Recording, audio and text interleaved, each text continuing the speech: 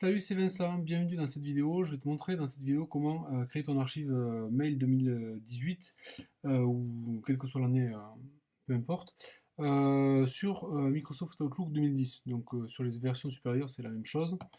Donc j'ouvre mon Outlook. Ici, tu vas tout simplement, donc ça c'est juste parce que c'est un Outlook de démonstration, sur un émulateur, peu importe.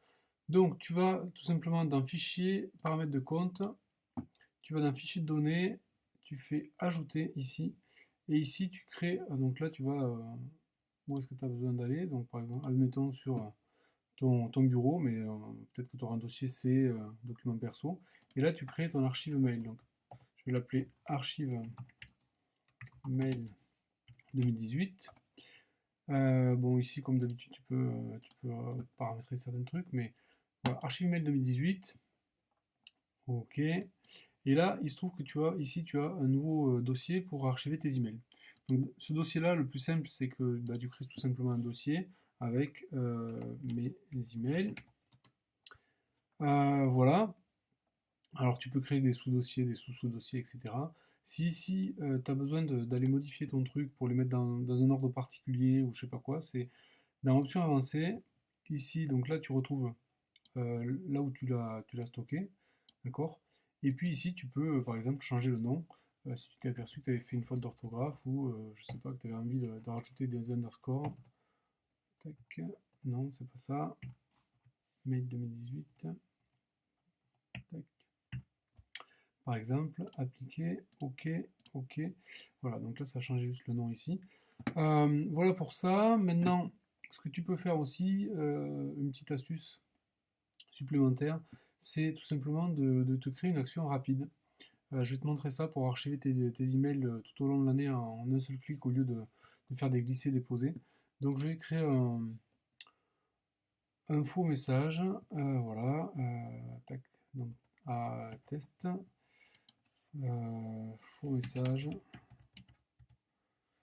Coucou.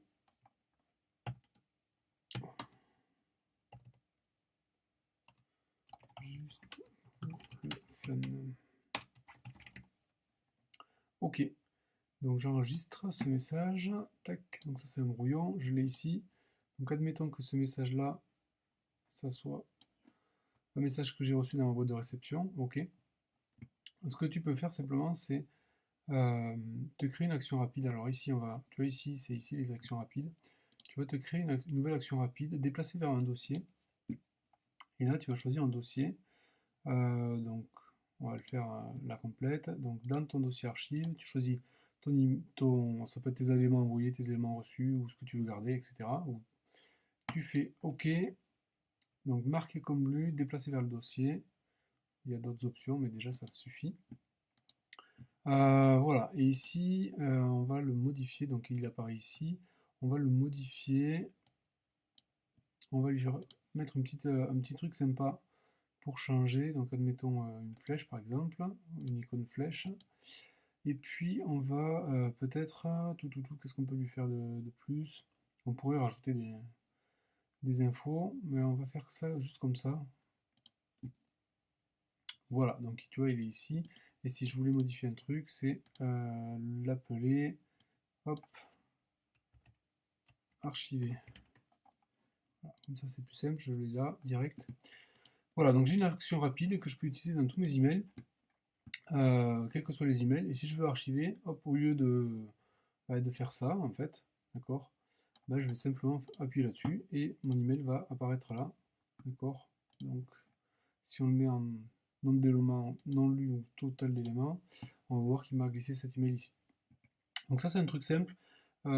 Si tu fais une archive mail, tu peux créer plein de sous-dossiers et de dossiers de sous-dossiers. Moi ce que je te recommande maintenant, avec les fonctions recherche, tu retrouveras assez rapidement tes emails. Par contre, si tu as un seul dossier où tu archives tous tes emails de l'année, le gros avantage c'est que tu vas tout simplement éviter, si tu as 10 emails 10 000 emails comme moi par an, de faire 10 000 fois déplacer tes emails dans le bon dossier, etc. Là, tu auras tout jeté là-dedans. Et la centaine d'emails, effectivement, le petit pourcent d'emails que tu recherches de temps en temps, mais ça te mettra peut-être 2 secondes de plus, mais tu auras économisé peut-être beaucoup de temps toute l'année. Donc voilà, c'est une architecture que je te recommande. Je t'en parlais déjà sur le blog. Si ça t'intéresse d'aller même beaucoup plus loin pour mieux gérer tes emails cette année, ben, tu peux aller dans la description de la vidéo. Je t'ai envoyé je t'aurais mis un lien. Je vais te mettre un lien pour aller tout simplement sur une petite formation en ligne que j'ai créée qui va te permettre d'aller beaucoup plus loin avec la gestion de tes emails. Puisque moi, la méthode que j'ai développée là, elle m'a permis de gagner 2 à 3 fois le temps que je passais avant à gérer mes emails. Donc tu verras, c'est une méthode bah, typiquement pour Outlook, Microsoft Outlook, c'est celui que tu viens de voir. Donc si ça peut te rendre service, il y a la première semaine de formation qui est offerte.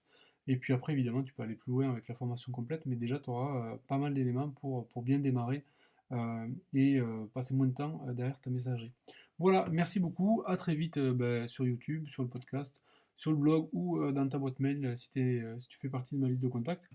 Et voilà, merci beaucoup. À plus, bye.